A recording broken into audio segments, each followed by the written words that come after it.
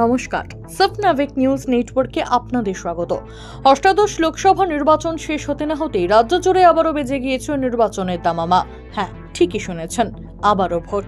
সোমবার রাজ্যে উপনির্বাচনের দিন ঘোষণা করেছে নির্বাচন কমিশন। ঠিক তার পরের দিন সকাল থেকে দেওয়াল দখল দেওয়াল লিখন শুরু করে দিল বিজেপি। এদিন সকালবেলা উত্তর 24 পরগনা জেলার বাগদা বিধানসভার অন্তর্গত বানেশ্বরপুর বাজার সংলগ্ন মনোহরপুর এলাকায় সকাল থেকেই হাতে রং তুলি নিয়ে দেওয়াল লিখনে মন দিয়েছে বিজেপি কর্মীরা। এখনো পর্যন্ত প্রার্থীর নাম ঘোষণা না হলেও নাম লেখার জায়গা ফাঁকা রেখেই দলীয় প্রতীক এঁকে শুরু হলো ভোট প্রচার, দেওয়াল লিখন। এইবার টুকটুক করে দেওয়া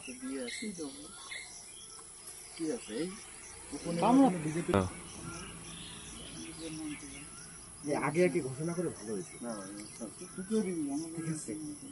ওরাও ম্যানেজ করে পায়খানা করেনি, বাথরুমে গেছে।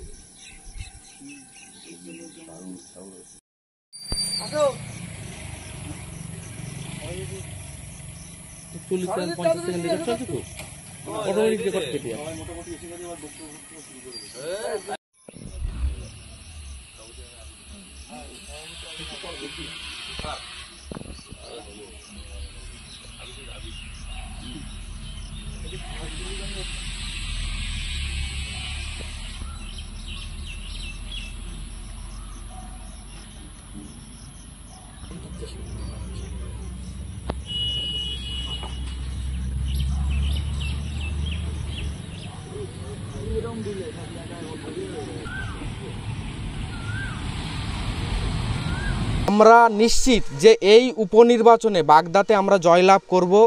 সময় খুব সীমিত, মাত্র 1 মাসের ভেতরে, অর্থাৎ আগামী 10 তারিখে, গতকাল 10 তারিখ চলে গেছে, গতকাল 10 তারিখে নির্বাচন ঘোষণা হয়েছে, আর আগামী 10 তারিখে নির্বাচন, অর্থাৎ 1 মাস।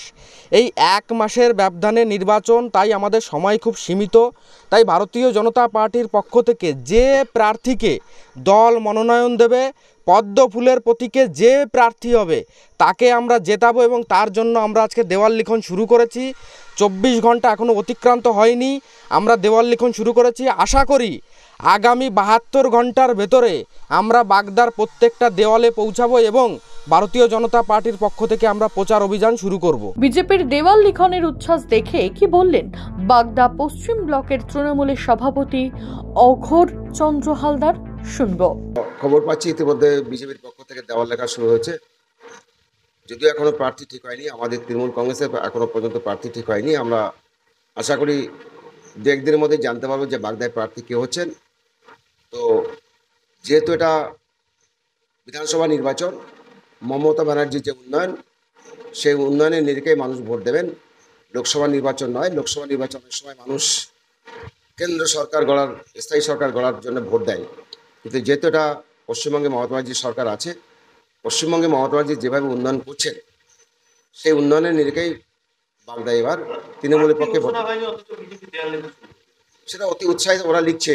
ওরা ভেবেছে যে লোকসভা নির্বাচনে আমরা এখান থেকে 20,000 ভোটে জিতেছি, তাই ওরা ভাবছে যে এবার বিধানসভা নির্বাচনে আমরা সেই ফল করব, কিন্তু বাস্তবে সেটা হবে না, কারণ মানুষ উন্নয়নের পক্ষে ভোট দেবে।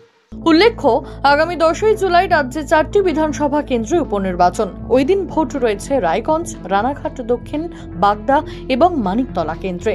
নির্বাচন কমিশনের জারি করা বিজ্ঞপ্তি অনুযায়ী 21শে জুন মনোনয়নপত্র জমা দেওয়ার শেষ তারিখ।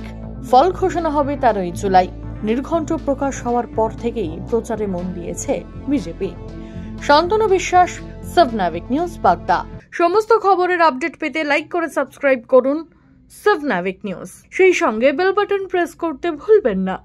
আপনাদের একটা সাবস্ক্রিপশন আমাদের জন্য অত্যন্ত মূল্যবান। জয় হিন্দ।